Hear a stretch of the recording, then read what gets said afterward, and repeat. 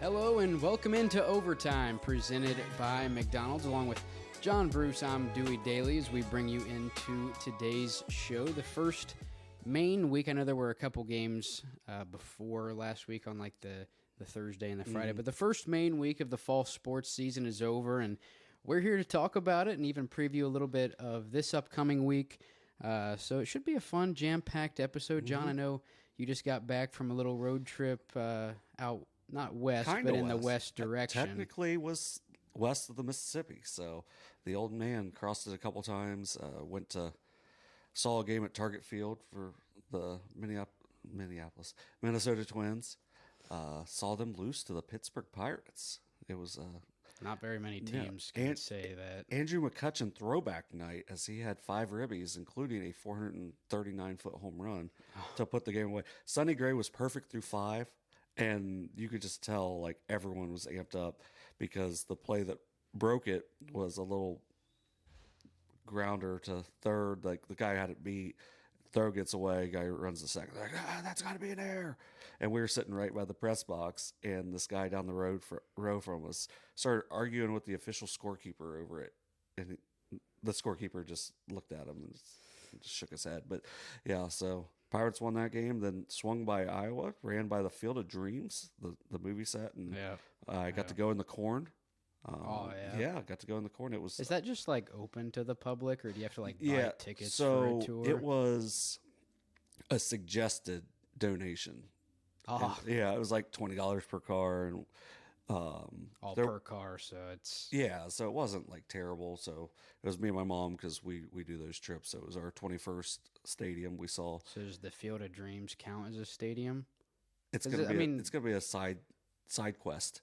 Okay. Yeah, if we're getting the whole baseball thing, it's a side quest. Well, obviously not one of the 30. Yeah, and it was right by the Field of Dreams where the Reds and Cubs played last year. Well, Yankees, White Sox, the year before. Is that still like built, or I thought they started tearing that? They down? have this. They have the lights up. The bleachers are kind of gone because they're looking to make it like a little like a complex type thing. Because the woman who built the Field of Dreams stuff back up, that was her goal. She got sick in 2012, and her goal before she passed was to get this big baseball complex around there for the kids of like Dyersville, Iowa. But yeah, it was $20. We got to walk on the field. We could have had a catch if we wanted to. But there was a family that was taking BP on the field. On the field? Yeah, so we were kind of avoiding that part. It was a mom and her daughters, and the dad was pitching. I don't know if the dad ended up stepping up to hit, but it was pretty cool. I mean, the house is there. We didn't go to the house because they have a tour there, but we were on our way to Chicago to watch the Cubs smoke the Royals 4-3. The second worst team in baseball. Barely hung on to beat them, but it was exciting. Got to see Go Cubs go, and then got back late last night. So left before the games on Friday night, about 6 p.m. Got back at 12 a.m. last night. So a quick 54-hour trip.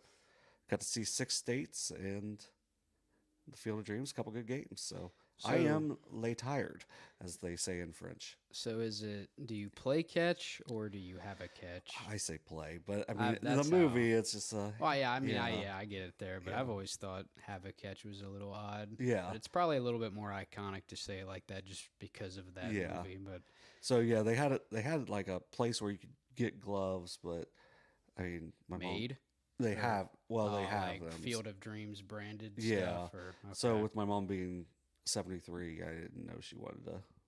I don't think I've ever had a catch with my mom, so that would have probably been the place to do it. But yeah, it was a pretty cool experience. Saw the Mall of America. It's quite large. Mm-hmm. And also the air and boat show was going on in Chicago yesterday, so got to see some fighter pilots flying over the stadium. Including over Wrigley. Yeah, like very close. I couldn't get my phone out in time to like see it as it went over top.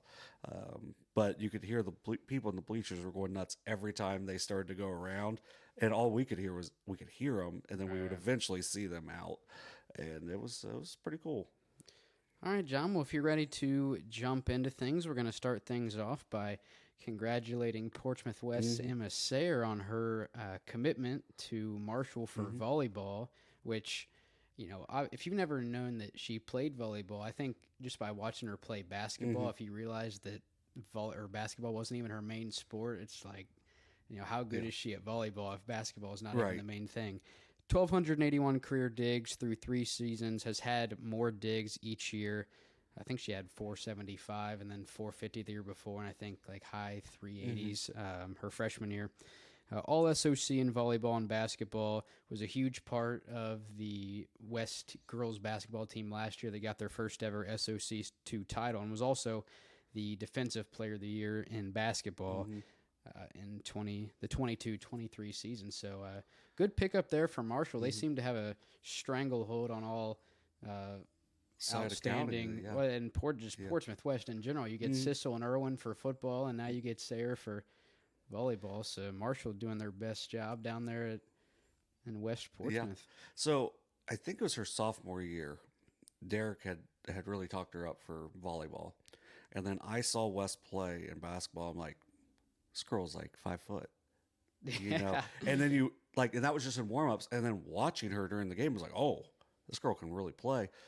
And, she had a big steal and a layup to put West into the regional finals last year. Yeah. Just an outstanding overall athlete, super gritty, a 360 career hitter in softball for their really good softball teams. Had 36 stolen bases the last couple of years, plays really good defense. She plays really good defense at whatever she's doing. And, with her ability to put her body on the line, I think she'll really, the Thundering Herd will benefit from their pipeline to West Portsmouth. Yeah. Speaking of which, Thundering Herd is a very good mascot. Very good. So Emma will do outstanding. We wish her the best of luck. And obviously she's got 3 sports to go before. And then still has a while to go. Yeah, putting her name in the record books over there at West. It's played with some outstanding players too. I mean, different kids. Sydney McDermott's going to pitch at Valparaiso, which I drove by there this weekend. And then, Deaver and Hal are going to go play, I believe, basketball at Shawnee State. Oh, they both are? Yeah, and, Chelsea Jo Howard, an outstanding athlete as well. They still have Kate Rollins there. And I think West has a chance to be pretty solid this year in volleyball also. And, a lot of that's going to rely on, Emma Sayre. And obviously she's shown her ability to carry the load before. And, I think she'll have an outstanding senior year. And, I hope the people on the West side are taking note of that and making sure to get out there and watch.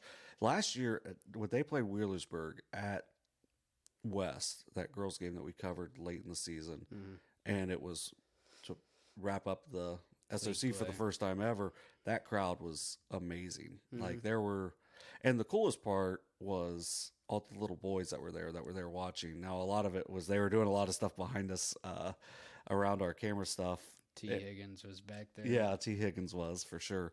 And, they were, but once they started watching the game, you could just tell how much that team meant to that community. So, pretty special community over there in West Portsmouth. And I know we'll be talking about them throughout the day between this show and football. So congratulations to Emma and good luck to her. So we can go ahead and look forward to some noteworthy volleyball games coming up this week. John, would you like to start it off, or would you like me to? I'll start it off. We'll go with Tuesdays. Westfall at Circleville. Last year was a match that Circleville won in 4, but they graduated a ton of talent. The good news for the Tigers is that they have Gabby McConnell, who's still around. She's an outstanding all-around player. She does it at every level, at the net. She's a great setter. She also picks up digs in the back. And, it's going to be interesting to see how they incorporate her. Is she going to be more of a all-around just featured setter, or are they going to use her a little bit as a hitter? They still have, Maddie Blakeman returns after her freshman year, where she had 142 kills as a freshman. They have some other players back. It's a good program, so they aren't going to drop off. Right. But Westfall went 8-15 a year ago, which is almost unheard of for that Westfall volleyball program. But they returned all but one player from their roster from a year ago. Setters Jalen Whipple and Carly Thornton are both very good. They both do a really good job of setting up the offense. They have really good hitters in Lauren Blackburn and Aubrey Clark. Giving them ample chances to score is going to be really important for them. Ava Heath and Lauren Johnston will be vital for them defensively. They both do a really good job in the back line. So, that's 6 back without naming everyone that was in their rotation last year. I think this will be a really good test for Circleville to see where they're at currently. And for Westfall, it's not a must win, but it's pretty important for them to get off to a good start, because once you get into SVC play, it's going to be a lot of teams like Circleville. So if they can get a win over Circleville on the road, it can give them a lot of confidence moving forward. And I think that's it's going to be a big game. And I think it's Pickaway, Pickaway. Yeah, big Pickaway County matchup. I know they still play Logan Elm. I'm not sure if they still play Teays or not, but that was. Well, obviously Circleville does. Yeah, but Circleville does. Right. I don't really know unless we looked at their schedule right now. But so that'll be definitely an interesting matchup. I believe they play with Logan Elm on Thursday also, because I think they get their Pickaway County stuff going in the early going. Westfall,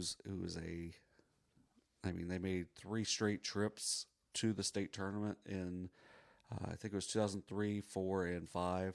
They've won the league a few times. They've made it to the regional final in recent years. They had a pipeline to Tennessee Martin with a couple of sisters that went through there, and they've had some really good success. And I think really, they have just really good athletes, with especially Blackburn and Clark around the net. And it's should be a team that's on the rise, and Circleville wants to show that they're still staying there. Right. Another game to look at is also this Tuesday is Wheelersburg at South Webster. We've kind of talked about both of those teams already in the previews. They were kind of the main two from they split last year, and then it was kind of a question, would one leap over the other coming into this year. And this Tuesday we're going to get our first look at that, right? So for Wheelersburg, I mentioned in last week's show they graduated 4 of 6 players with 85 or more sets played. Now the 2 returning, one of them you have Gracie Perkins, who led the team in blocks last year with 44. With the players that graduated, I would not be surprised if she led the team overall in kills this year. As I believe Max Preps had her listed at like 6'1". So it definitely would not surprise me if she took kind of the lead in the kills category for them. And then Grace Woodward was another player returning for them. Had a lot of playing time as a freshman, now a sophomore. Obviously, I would expect her to have a much more expanded role. Now, for South Webster, we've kind of been over this. You return both Claxton sisters. You return Sky Zimmerman as well, and Michaela Raynard, who both were over 200 kills. For Addison Claxton, the younger one, had 419 digs last year. That led the team as a freshman. And then anytime you can return a player of the year, I think you're in pretty good hands. So I know you didn't make a pick for the previous game, but I would say I would expect South Webster to win this game. I think it's just a really noteworthy game to watch, because it seems like Wheelersburg always has somebody that you may not have heard of the year before that comes out and shows out the next year. It definitely would not surprise me whatsoever if Wheelersburg wins this game. But I really think South Webster just has way too much coming back. So I'll go with the Jeeps for that one. But that should be a pretty good game to watch this coming Tuesday. Yeah, the Jeeps are really set up for a really successful season. And I think with, what they have coming back, I think they are, one of the favorites for sure in the SOC too. I believe you picked them, right? Yes. Yes. So, but as you mentioned also, Wheelersburg always has. It's just one of those schools that you just can't count out. I mean, they could have graduated 6 of 6 players with 80 plus sets played last year, and it's still it's Wheelersburg. So you just really can't be too sure about them each year. And I would look for us to have some sort of coverage there. It may be pictures. It may be most likely. Yeah. There may be a game right up on that and kind of updates, but I will say this, South Webster is, for me, one of the hardest places to get service. So my updates for a couple of games last year when I was down there were non-existent, or they all went out at like 9:30 at the end of the game. Yeah. So, I think we'll have coverage in some way of that match, as it should be a big one to get things started. And then going to our next game to watch, we have 4 overall, and I believe yours is a Saturday, so I'll go with mine first just to keep it in kind of a chronological order throughout the week. Another game to watch this week is on Thursday, I believe. I didn't write it down on my notes. Thursday. It's this coming Thursday. It'll be Unioto at Chillicothe. Both of those teams on overtime were picked to win their leagues. You picked Unioto, I picked Chillicothe, so 2 league favorites in both the SVC and the FAC. We already mentioned how for Chillicothe they have Avery Cox coming back, who is a all-FAC selection. And then, I think Addison Smith will be a really impactful player for Chillicothe. I think she has I don't want to say a clear-cut path, but a very, I don't know what the word I should use, a very favorable path to lead the team in kills and even become an all-FAC selection at the end of the year. But for Unioto, they're loaded. Yeah. I mean, you graduate Coleman last year, or I should say this year, and then coming into this year, you don't have her anymore. But just everybody's coming back. I mean, you talked about Jade Stewart, Ella Cutright, Abby Marshall, Madeline Wetzel, and that's just naming 4. Yeah. I mean, they're loaded, and this will be a good early season matchup to kind of see where both teams stand going into the year. It's 2 Ross County teams. I'm going to roll with Unioto. It's not a homer pick. I just think they're loaded, and I'm really not sure if there's any local team I would pick over Unioto. Right. But yeah. So. Yeah, we'll see it.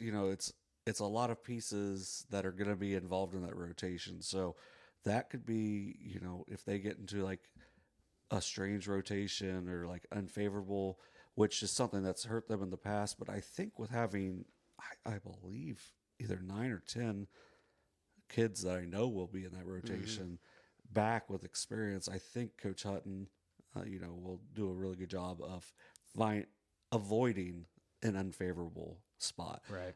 Where like, if it's a team that is really, if they have a big hitter and the hitter is unable to play the back line, just can't do it, that might be 2 spots in the rotation where they can't even be on the court. So I think with Unioto's depth and their rotation, I think that's what's going to make them so hard to defend against. And it's also going to make it to where their numbers are probably not going to be like eye-popping because they have got so many kids that are going to play. And, now Coleman played the libero for him last year, so finding a new libero is going to be, important.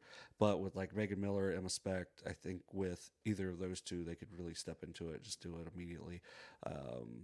We'll see what Coach Hutton does, and I'm looking forward to seeing the results of that game. Big night. We'll talk about it later on also with Unioto at Chillicothe, both on Thursday, as boys soccer is that night also.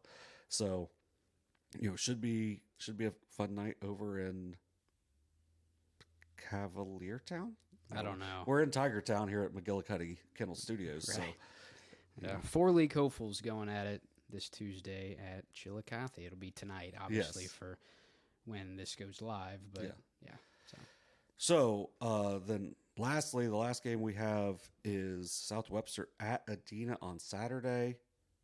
Do you have a special note you want to make about that matchup? Also, the plan right now is that game will be live streamed here on Southern Ohio Sports Authority. As of now, it looks like it'll be Mike Smith and Shane Combs on the call. That's obviously as of Monday, so we still have about 5 or 6 days to go before then. But as of now, Mike Smith and Shane Combs should have that call live. I know there by this time probably won't be an official announcement. Right. I would say by like Thursday or Friday, because it doesn't have an exact start time because the JV game Right. is at 11, and then it's one after the other. Mm-hmm. So I would say probably like 12 or 12:30 would Yeah. be a reasonable start time for that. But yeah, it should be our first volleyball live stream of the year, and you're gonna get into why that is, because that should be a pretty solid matchup. Both of those teams made it to Logan last year and threatened to make it to the state tournament. So two pretty solid programs going at it this Saturday. Yeah, and both teams made it to the Final Four in 2021. And while Adena is virtually all new from that time, they have some just outstanding players coming back. It's going to be, and Southwestern has some experience with Bella Claxton and Skylar Zimmerman. But it's going to be two of the best setters.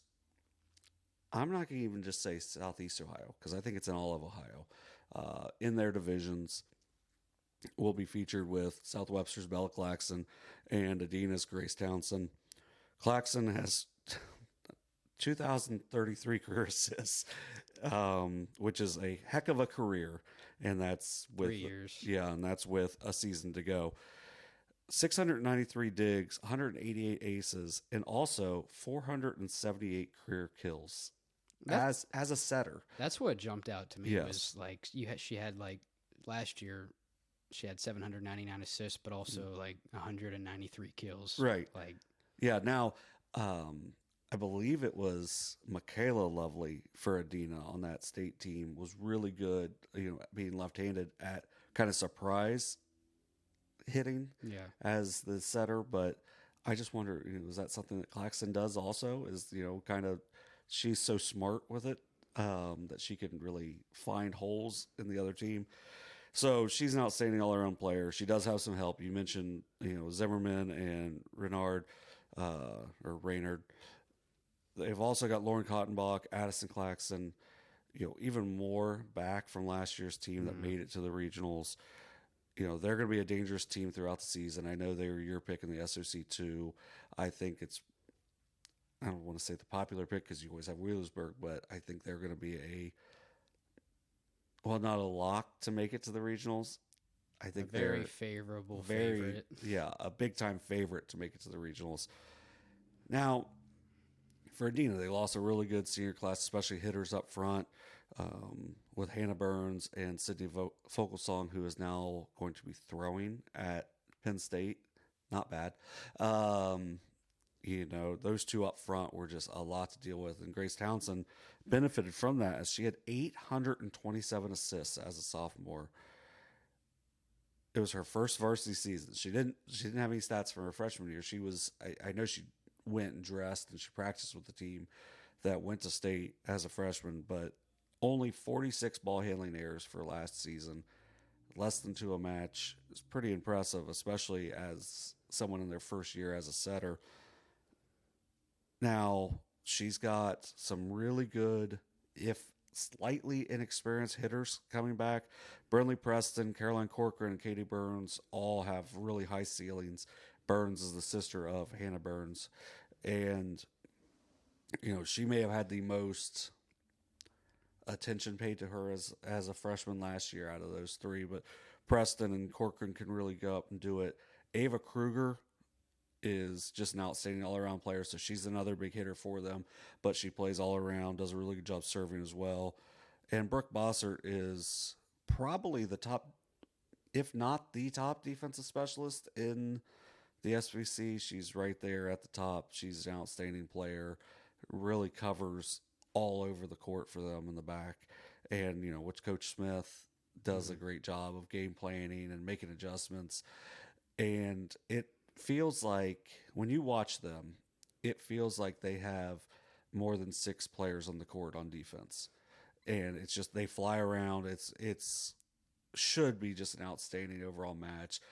Mike and Shane do an outstanding job of, being bipartisan and, not rooting. And I know that's, raised the ire of some people before, but they don't root. Right. They're just there. What they're rooting for is outstanding play, and they'll call the play no matter who it's for, and it should be really good to watch. this is another Warrior team that's primed for success. I think they're going to be in the top 2 of the SVC. If they win the SVC, it would not surprise me. But this should be one of the top non-league games of the entire season for our coverage area. And I think it's going to be must watch. If you can't get there in person, hopefully. Or wake up that early. Yeah. Well, some people travel for their jobs, and that's pretty much me at this point. I will say it is kind of surprising, like, for a game to that magnitude to be that early. I mean, I don't know how many volleyball games are scheduled at like 5 or 6 on a Saturday. Right. But I feel like maybe, and especially like as a South marquee Webster one? to Adena, that's like not a short drive. I mean, that's got to be over an hour or close to it. It's not easy. And I mean, if you're an athlete getting on the bus, I mean, you're going to have to be on the JV games at 11. You're going to have to be on the bus by like 8 or 9 in the morning. And I mean, not everybody, like obviously like close relatives, but like not everybody's grandparents want to get up at 6 in the morning to get their day going to drive from South Webster to Frankfurt at, leave your house at, if you have a JV, if you have somebody that on JV, you'd have to get there at 10:30, leave your house by 9:30. I mean, it's not as easy for everyone as it is for some other people. Yeah, hopefully the Amish store will be open on Saturday because that's worth the trip to Frankfurt alone. But yeah, I think now this is going back to my days at Westfall for baseball. South Webster came up for a doubleheader. That's far. And doubleheaders are scheduled to start at like 11 or 12, and we were scheduled to start at 11, and it rained from about 8 to 11 just consistently. So then when South Webster got there, we were working on the field, they were working on the field, everybody was working on the field for like 2 hours. We got it ready to play at 1. First batter of the game, lightning. Oh. Then it starts downpouring and we couldn't play. It was maybe the worst day because they still had to go back at least an hour and a half after working on everything. Right. So I've always had high thoughts of the Southwestern community because of that one interaction, because they didn't complain. They just came and went to work. Pretty much. Yeah. And by the time we had called them to say, hey, we're working on the field, it's been raining a little bit, they're like, oh, we'll come. I think they were probably at Chillicothe at that point, so they're already too far. But yeah, that should be an outstanding contest. Hopefully, it'll be a nice crowd there, as both teams are outstanding. Early Saturday is tough, but we'll see an outstanding match there.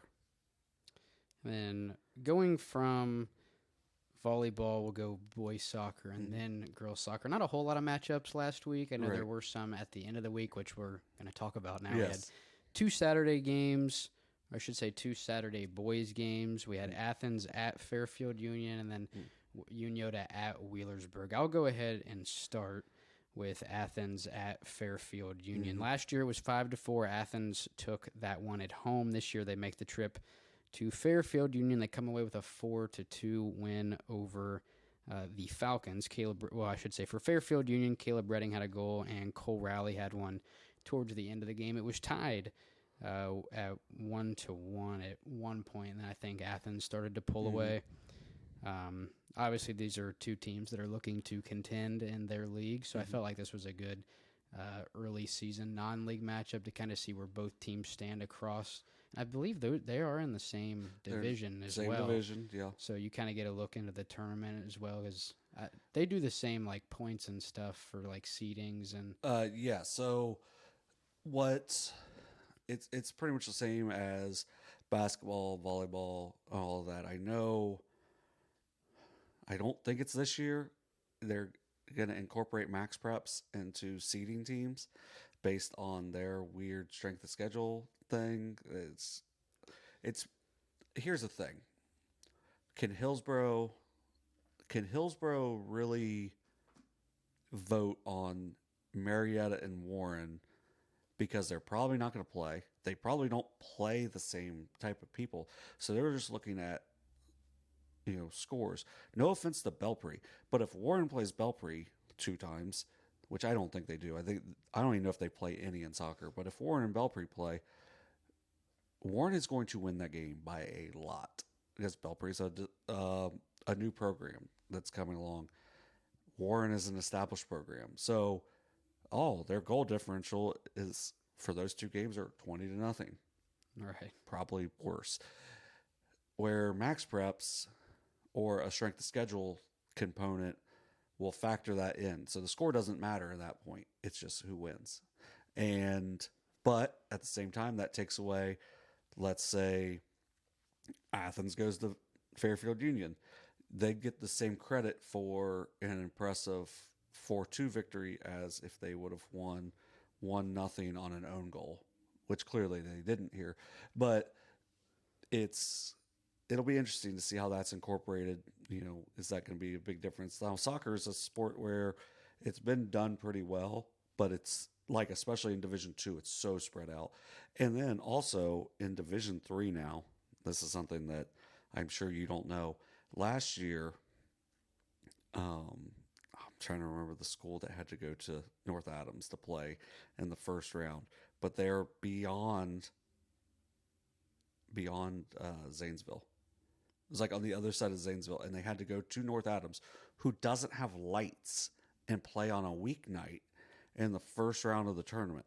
They were like the 25 seed, and North Adams was like the 7 or the 8. So it was a blowout anyway. Right. And so because the East has so few teams, they have to come down. They split between the Central and the Southeast, just depending on where they are geographically. So Berlin-Highland, who runs the East District in Division III soccer, had to go to the Central District.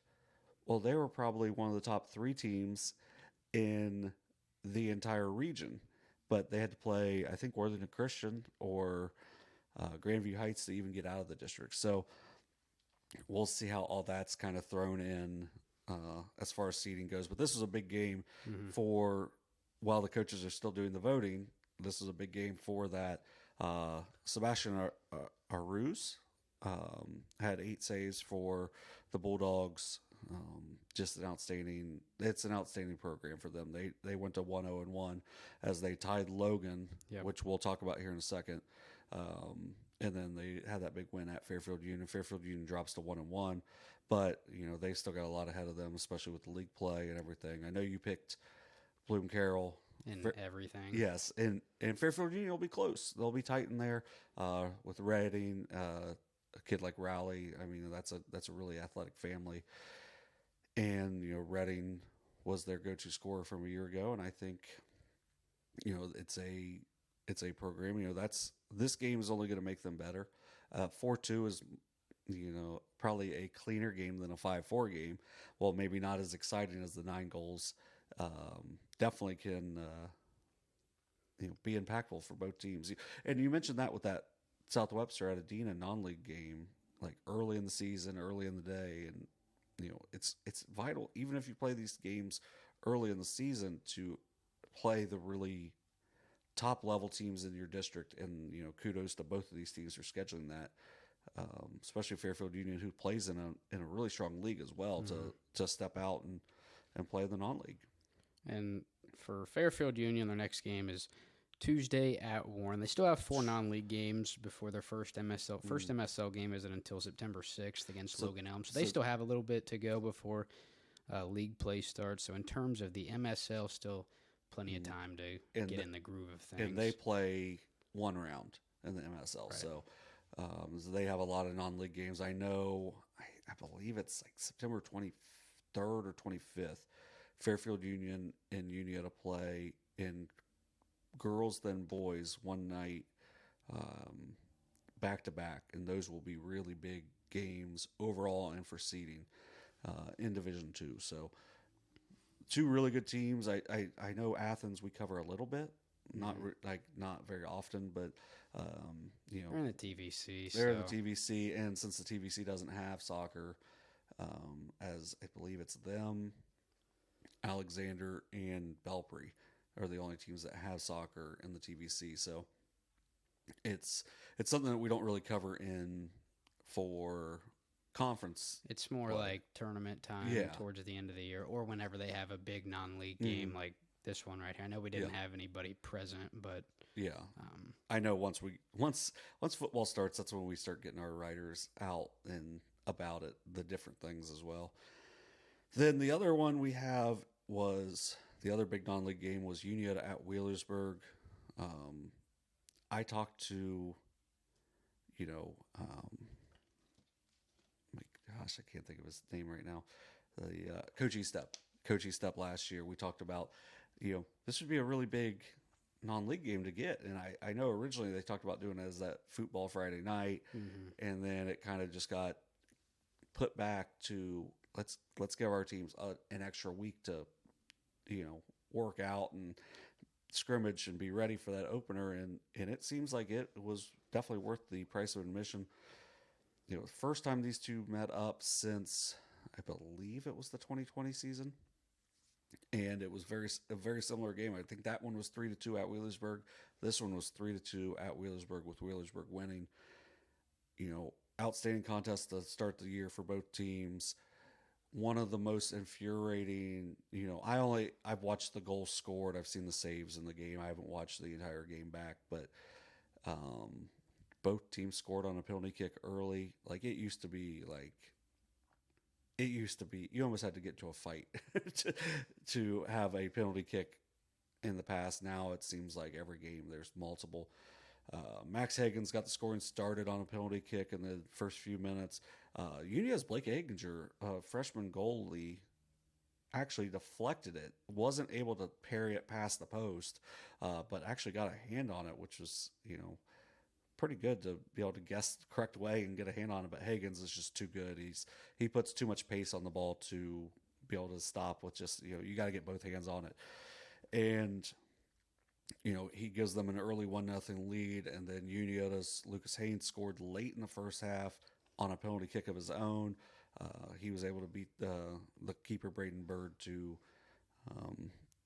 knot things up with the Pirates, as he's over 100 career goals. I have to look back at Max Hagens. I think if he's not over 100, he's very close, as he's been a big member of their team for all 4 years of high school. Right. And he gave them the lead coming out of to start the second half on a Nick Sylvia corner kick. He headed it past Egginger. The ball was played to the back post. He headed it to the front post, and Egginger just couldn't get there. It was beautifully played ball by Sylvia. And then Sylvia cleaned up a loose ball on a free kick from Connor Estep to put it to 3-1. And Unioto just kept battling, though. Got closer as Camden Smith finished with 12 minutes left, scored a goal. Kind of crossed up Bird as well. But Unioto was not able to bring things even. Wheelersburg was credited with 21 shot attempts, with 6 being on target. Egginger had 3 saves for the Shermans. Unioto blocked 4 shots. Now, Braden Bird for the Pirates had 8 saves. He had a couple diving saves early, one on Smith, one on Haynes, both on kind of breaks that are really tough plays to make. He did a really good job. I think I mentioned he had 8 saves in the match. Unioto had 10 shots on goal with 18 shots total. So it was a kind of wide open game, and something you kind of expect as defenses will get better throughout the year. But when the two teams have players like Hagens and Sylvia, back for Wheelersburg, and Unioto with Smith and Haynes, and then River Pettigrew as well. Yep. They're going to score. Especially in the early going. So a 3-2 victory for the Pirates, and really good win. And I know those two teams I think will both be in the top 5, if not top 3 of the best teams in the Southeast District in boys play throughout the season. And then a couple noteworthy games going on this week. First, I'll start things off this Tuesday, or today. Yeah. Valley and Northwest. I'll be there. At Northwest, you'll be there? I'll be there at Northwest. 2-0, or I should say, yes, 2-0. Northwest took that one last year. Obviously, the conferences are a little weird because Valley typically in the SOC 2 and the 1 for soccer. Valley, the reigning SOC1 league champs. So it'll be our first look at them here in 2023. They did lose a lot. Colt Buckle, Hunter Edwards, Lucy Ashkettle, and J.R. Holbrook, just to name a handful. So it'll be interesting to see if it's one of those things where it's reload or rebuild for them. And then for Northwest, they get the win over the team that won the SOC1, but they finished 4th in the SOC2. But that's behind Wheelersburg, Wheelersburg, Minford, and South Webster. Yeah. So pretty tough league in the SOC2. For Northwest, you bring back Caleb Lewis and Jay Jenkins. Both of them were north of 20 goals last year. So anytime you can bring anytime you can bring one player like that back, you're in good hands, let alone two. So I expect them to be, I know we didn't talk about them much in the preview, but it wouldn't surprise me if they were able to knock off one of those 3 teams above them. So they should be competitive in the SOC2. I think it'll be a good game, a good typically league game. In soccer for boys, it's non-league technically, but should be a good game overall. And obviously you mentioned you'll be there. Yeah. I'm going to roll with Northwest. I think so. They got a lot coming back. So yeah, they got a lot coming back. They have goalkeeper Logan Shepard as well. They just missed the district title last year, losing them in for 3-2 in the district title game. Evan Mitchell had a nice freshman year. I believe he had 9 assists to go 7 goals coming back, so that's going to help them in the midfield. I'm just going to throw out some stuff here. This is going to be, you're not going to understand this.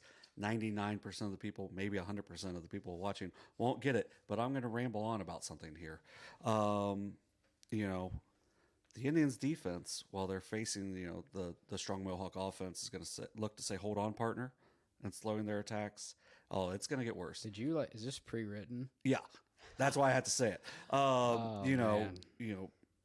Valley graduates a nice, really good class. Lucy Ashkettle, one of the top female players in the area and played against boys her whole career, outstanding. Valley will be searching for their scoring punch while Northwest will look to pull the trigger on another successful season. Well, after the game, wishing happy trails to their neighborly rivals. All of those are Roy Rogers songs, as Roy Rogers, I don't even know who that is. Singing cowboy, matinee idol in the early 20th century. So way before my time too. But he sang the Pecos Bill song from Make Mine Music, which you can't really find on the Disney. It's the only Disney animated film that is not shown on Disney Plus, just so you know. I'm glad you know that. 1946. Yeah, you're welcome. Yeah, it was known as a package film. But Roy Rogers was born and raised in McDermott. So right around Northwest, they have Roy Rogers and his horse was Trigger. So you're welcome. Northwest. Yes. I also picked Northwest. So well, you'll get a first-hand look at it. I got a lot of capitalized things in here that wouldn't be capitalized normally. So that's why I was like, I got to ramble on about this. So then our other matchup that we have that's noteworthy is Unioto at Chillicothe on Thursday. Mm-hmm. Last year, Unioto won the matchup 4-1. Lucas Haynes had a hat trick. I believe it was within like 2 minutes of the second half. He just, he's just one of those games. Yeah, had one of those games. And Caden Cook had the goal for the Cavaliers in that contest. Now, Chillicothe holds a big advantage in the all-time series at 20. They've won 20 of the 29 matchups, with Unioto winning 7 and 2 draws in there. When both teams were starting soccer in the mid-'80s, Chillicothe just completely dominated. Then it kind of went pretty much silent throughout the 90s, and it picked back up in 2002, and it's been pretty consistent since then. Unioto won the first few in that, and then Chillicothe just rattled on with like Drew Basil that we talked about before. It's a very good matchup. It's fairly even since teams restarted. Mm-hmm. Chillicothe has a little edge there, and Chillicothe beat a solid Logan team who tied Athens. Right. Yeah, so I mean that's a good win for Chillicothe. They beat them 2-1 to start their season. They have an outstanding player back in FAC and District Player of the Year in Caden Cook, along with another player, Isaac Herlihy, is just like, he's one of my favorite players to watch. He'll be a junior this year, or maybe only a sophomore, but either way, he's an outstanding player. He's not very big, but he plays super hard, very smart. The Cavs are always well coached. They're going to be looking for revenge from a season ago. Unioto, like I mentioned in the review, or the previews, the previews and the review of the last game, with Haynes and River Pettigrew and Camden Smith, they're a really tough offense to stop. I think the matchup to watch is going to be Cameron Thompson against Caden Cook. If they have him kind of shadow him in a way, like maybe stay with him on the same side that he goes to. Because Thompson, just an outstanding defensive player. We'll see what Chillicothe does to try to limit Lucas Haynes, because if you focus too much on him, that's when Pettigrew and Smith can really get going. Or maybe you just say, we're gonna take our chances with Haynes and play him straight up and try not to let Pettigrew and Smith get going too. So it's going to be worth the price of admission to watch this game. Both teams scrimmage. They scrimmage at the beginning of the month, like right at the very beginning of the season. The Cavaliers took a home victory in that. They scored late in the second half, so I don't know I don't know how the scrimmage kind of played out. I just know the score. I do think the Shermans will be a little more prepared this time, as it's a big rivalry game. The schools are, would you say, 2 miles apart? Maybe not even that. You far. can literally walk from one to another, and it's not right. It's not bad. I know their old baseball coach once walked from, I think it was your freshman year, walked from Unioto to Bar. No, it wasn't Bar. Oh. Bar, it was before Bar. It's the coach that's at Liberty Union now, and he was like, "If you guys win, we're gonna walk. I'm gonna walk back." And like, I remember just leaving the school and like seeing him walking. I'm like, "Oh my god, he actually did walk." And it's within walking distance. It's not terrible. I think this is a must-watch game for fans in Southern Ohio. If you can get out, that's going to be a really good matchup. Mm-hmm. It's going to be played at Herrnstein Field at the O on like the Bobo track, and it's got like the Glatfelder like starting lanes. Literally everything is sponsored at the former Herrnstein Field at Obadiah Harris Family Complex and just all that stuff. But it's a beautiful complex. They've got the nice scoreboard and a lot of seating, so it's definitely and if they're lucky, Chick-fil-A sandwiches, they typically have them at their concession stand, one of the top concession stands in Southern Ohio. So kudos to the Cavaliers on that. So that's all I got for that game. I think I'm going to say Unioto's got Amanda Clear Creek coming up on Tuesday, and Chillicothe hosts Canal Winchester either Monday or Tuesday. I don't remember which, but they play them early. I think if Unioto can get a win over Amanda, I think they're still going to be hungry in this rivalry game. So I'm going to take Unioto in a tight game. I just think the defense will be so focused to try to, after seeing Higgins and Sylvia, I think that they're going to know what they have to do and make minor adjustments on to slow down, like an attack from Cook and Herlihy. But should be a really good game. Going back to concession stands, John, I was sitting here for a while. I've gotten a little bit hungry. I don't know how you're feeling, but we're going to... After the show, McDonald's with locations in Chillicothe, Greenfield, Circleville, and right here in Waverly. Yeah. So McDonald's, the proud official sponsor of Overtime. Mm-hmm. Yeah. On our trip, I will say McDonald's breakfast was a key component. With not getting much sleep and trying to get to these places, it was helpful. I'm going to also shout out Culver's for their for their cheese. I've never eaten there. Yeah, well, we were in Western Wisconsin, and that's where it's from. So I stopped there and got some cheese curds. But yeah, McDonald's, and their drinks very affordable, $1.29 plus tax. If you're on the road and hungry or just need a quick bite to eat, make sure to stop by your local McDonald's locations in Chillicothe, Waverly, Greenfield, and Circleville. Now on to girls soccer. Once again, not a whole lot of games from the past week. I'm just going to stop you right there. So soccer can do the football Friday night a week ahead. So I'm like, okay, well, we got some games. There's probably going to be a bunch of games next week. There weren't. There's hardly anything. Like, you had a whole week. I know, because practice can't start until July 31st. So with that, why even, I get why they have the football Friday night, but if you played on the 11th, you had 11 days of practice if you practice on Sunday. And I know teams do stuff in the summer, but that's kind of crazy. Why not just wait until this week or last week? And as you're going to review one of the big matchups, it was probably worth it for some of those teams to wait. So I'll go first. This past Saturday, which I believe all 4 of our game reviews were on Saturday, both boys and girls. It was Lynchburg-Clay at Minford.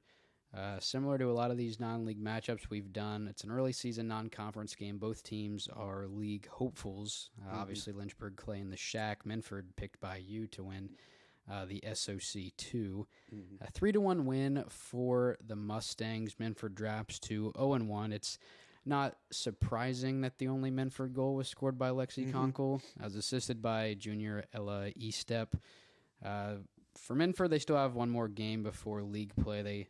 They are at Lancaster, and their first league game is on August 31st, where they head back home to Minford. They take on Waverly. For Lynchburg-Clay, still undefeated on the season, 3-0-1. They're kind of making me doubt my North Adams pick just a little bit. I don't want to say I doubted them, but it was just kind of one of those things where it's like they lost so much. North Adams just has more coming back. And that's not always the greatest measurement of who will win, but that's kind of what makes preseason predictions so fun to look at the end of the year, because it's either like, I told you so, or what was I thinking picking them. But just through 4 games, Jade Massey already has 8 goals, and it's only on 9 shots. So she's 8 of 9 to start the year. 2 goals in the win over Minford. She only had 15 total goals last year, and she's already halfway there through 4 games. I don't know exactly how many games they've played, but I'm guessing it's like 15, 16 regular season games. Regular season typically. So, I mean, she's a quarter of the way through and already has half of what she had last year. Autumn Wilkin also had a goal. That was her second on the season. Wilkin was the one who scored in the regional final. Okay. Whose name I couldn't think of.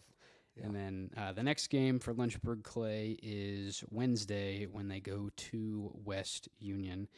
September 25th is going to be a game or a date you want to circle on your calendar if you're interested in Shack soccer. That is the lone matchup between Lynchburg-Clay and North Adams. Now that's at Lynchburg. So I would hope we have somebody at that game. It would not surprise me if that is for the league. I'm going to call dibs.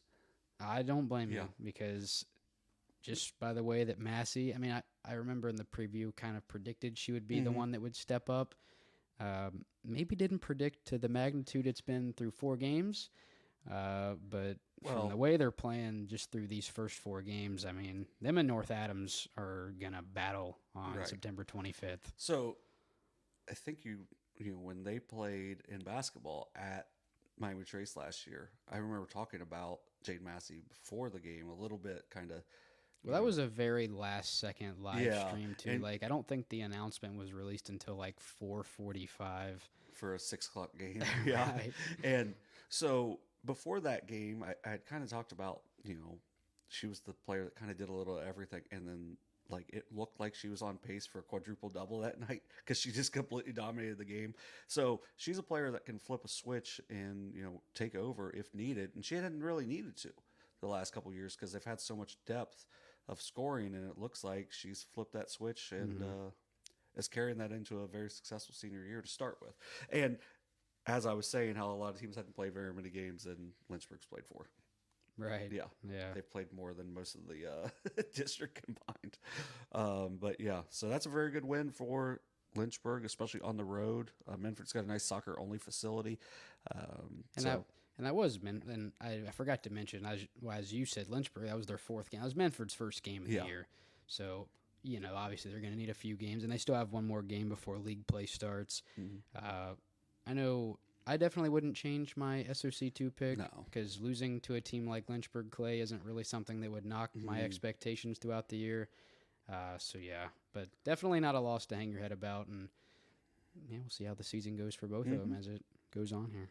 Yeah, and it's like you said, it's not anything for Minford to hang their heads on because you're playing one of the best teams in the state, not just in the Southeast District, but one of the best teams in the state. And North Adams last year took them to a shootout. So I mean, even that, I wouldn't shake your prediction off yet, but September 25th is definitely. We'll find out in about a month. Yes.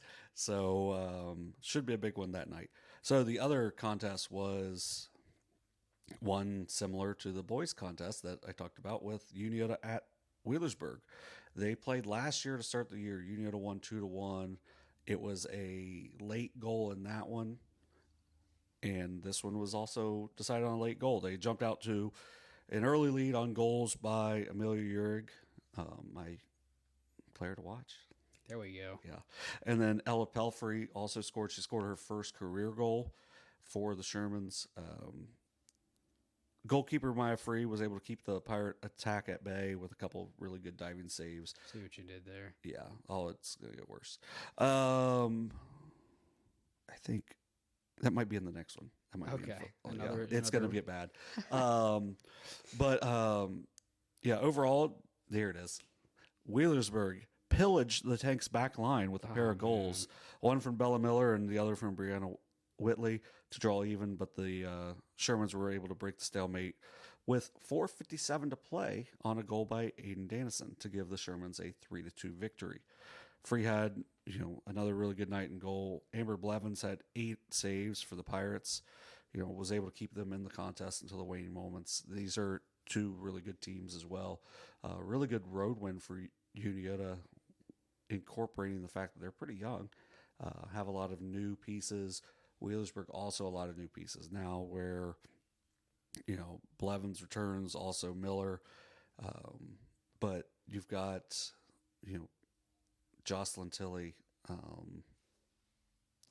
my gosh, the Annie Coriel were just outstanding players for them. Both moved on. Coriel's playing at Shawnee State, and they've had to replace some pieces, and it's a team that also had to replace their coach. So with a new coaching staff, it's kudos to Wheelersburg for fighting back and getting that game 2-2, but just Unioto, with one more play made with about 5 minutes left, Aiden Dannison, who, was a player that kind of was sneaky for them last year, and now she's going to be on a lot of scouting reports as a big-time player you must watch because it's a player that gives just max effort all the time, and those are the type of kids that if they put in max effort and have a touch around the goal are terrifying because that means, they have you got to clean up everything because if not, they're going to get a foot on it and it's probably going to be on goal. And that's what she did there. And you said Coriel graduated? Yeah. I didn't know that. I thought she was a junior last year. Yeah. So she was senior and she's, I didn't know if you said at Shawnee State or would be. I believe at. Okay. Yeah. I didn't think she was a senior last year. Yeah. And then I think that's all the game previews. Yes. Or game reviews that we have. We have a couple more game previews to wrap up and end today's show. John, would you like to start things off or would you like me to? Well, let's go. Let's keep going in chronological. Okay. So, first game preview for us here on Overtime is going to be Teays Valley at Fairfield Union. This is girls soccer still. This is on Wednesday. It was 3-0 Fairfield Union in 2022. These teams finished second and third in the MSL in 2022, obviously behind Bloom Carroll, which I can't remember the exact number. I think it was 144-11 was the goal differential. We kind of mentioned how we thought Fairfield Union would be the team to contend with Bloom Carroll heading into this season, at least in the league. So this is kind of going to give us a glimpse onto who could potentially dethrone the Bulldogs in the league. Obviously, for Fairfield Union, you get Rachel Worthman back. She had 11 goals, 13 assists last year. That led her team in both. And then so far throughout the season, through the first 3 games, Maddie Mitchell, only a freshman, 7 goals through 3 games, 2 hat tricks. I mean, that's promising to see. And honestly, that's what Fairfield Union does. Like you feel like at times they graduate a lot on their girls soccer side, and then you'll just there'll be a freshman that just storms onto the scene like Maddie Mitchell has. And that's one of those things that, we talked about in the preview, kind of makes it difficult to assess teams because you don't really know unless it's like a big, like a just massive name that's been a prospect since they were like in 2nd grade. You just coming out of middle school, you don't have as much coverage or as much media attention, so it's hard to tell when somebody like that's going to come up. So yeah, it's always a nice little surprise. And then sometimes who are they playing against? Like I know with like soccer, if they're playing for like a certain level of club teams in the spring and winter, like that's when you can kind of tell that someone's going to be a big time prospect. But are they bigger than everyone in middle school? Is that why they're better? It's, high school is a completely different level. And, with a player like Mitchell, just really has shown that she's ready for prime time immediately. And then for Teays Valley, don't have much. They're 2-0 coming into the game, wins over Westerville South and Groveport Madison. I think both of those are pretty decisive wins as well. Yeah.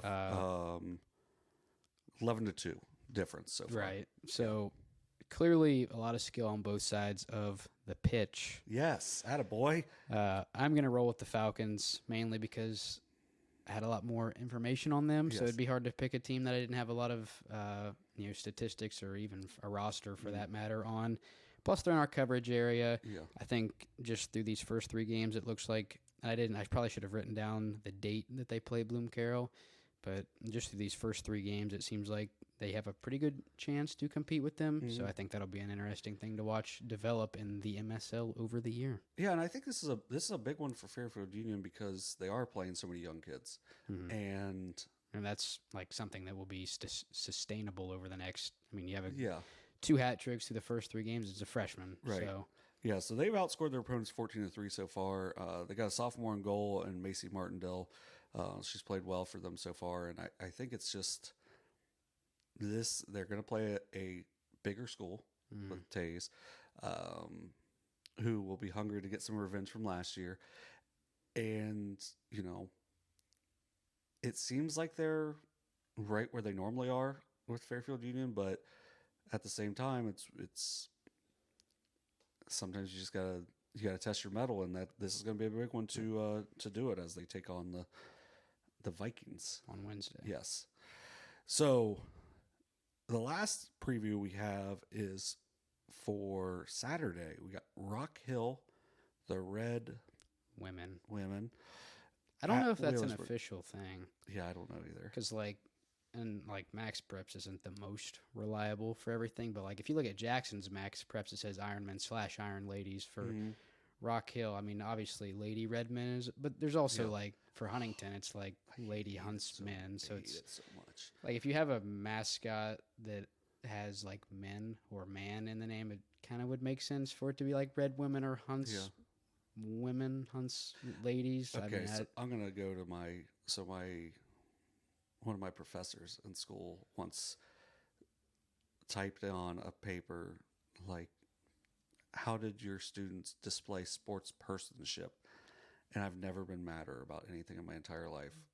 So I'm not big on the Lady Huntsman or the Lady Redmond. That's why I like Gaia. Going Blue Angels. Yeah, the Blue Angels. I like that. That's cool. And they have both the logos on their basketball court, which is pretty cool. So if you're looking at Zane Trace, Lady Pioneers, okay, whatever. I would like to see the Pioneer Ladies. Pioneerettes. Yeah, Pioneer Woman, I think is the show on Food Network. But I don't know. No idea. I am old, so No I idea. watch stuff.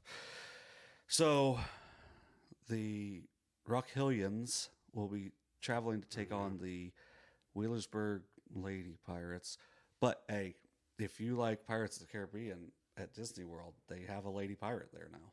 So There we go. yeah, she's trying to get her fellow pirate to sell rum. It's weird. I haven't been to Disney World since I was in first grade, I think. I haven't been since I was 38, but I was also 39 when I was down there too. So, there's that. So, it should be an interesting game. Rock Hill is replacing a majority of their scoring from a season ago. So we'll see how they are with, what they have coming back and, dealing with different pieces and whatnot. They have a couple of games this week before Saturday. So at least it won't be just kind of thrown into the fire, so they'll get a little more experience with those players in their new positions before Saturday's game, before heading to Ed Miller Stadium. These teams tied a season ago over in, I know it's Ironton, Rock Hill, but is it like Unioto where it's like sort of in Frenchtown? Is it like in a different area, or is it just like within the city? So they tied last year in Ironton, both replacing a lot of big pieces, and both teams are going to need the win or at least some sort of positive result in this sectional seeding game, as we talked about.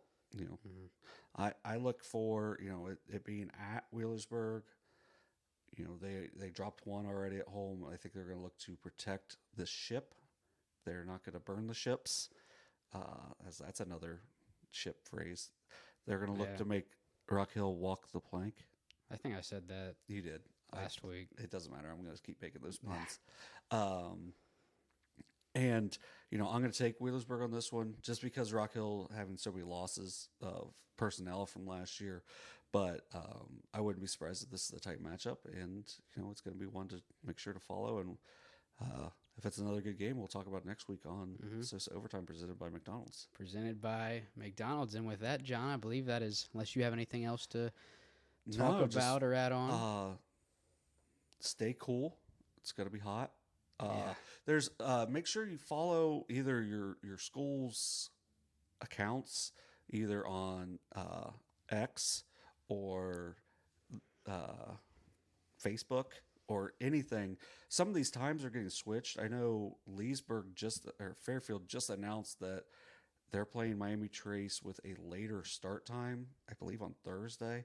It was supposed to be 5 and 7, but now it's going to be 7 and 9 with their girls game starting at 7, just because it's going to be hot. We're getting this nice late summer that's going on where it's nice and hot, and just make sure you're ready, get a lot of water, and support your teams. There we go. So with that is all we have on this weekly roundup here on Southern Ohio Sports Authority presented by Ohio Health, and more specifically on Overtime presented by McDonald's. Burn the ships.